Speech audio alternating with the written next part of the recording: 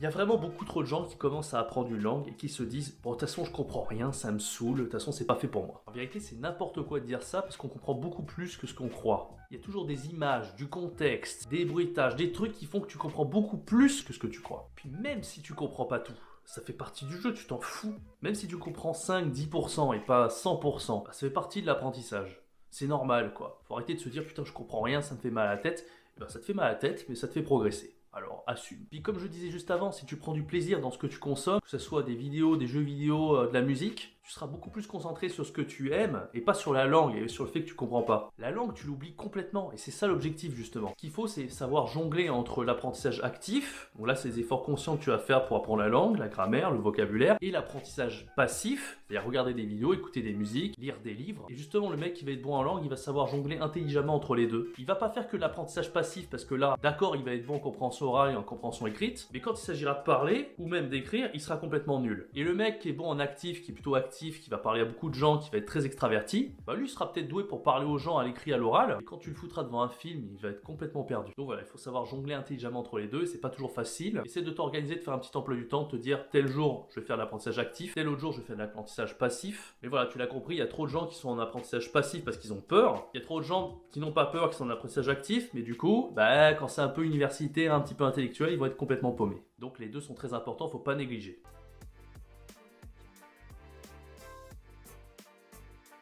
T'en as vraiment marre d'être débutant en chinois? Tu es bloqué et tu ne sais pas comment progresser? Tu aimerais passer au niveau intermédiaire?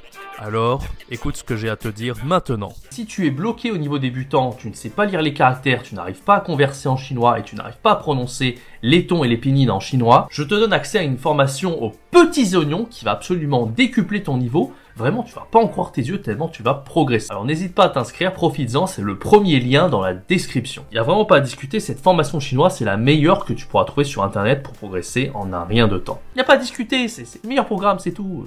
Allez, vas-y, clique dans la description, premier lien. Voilà.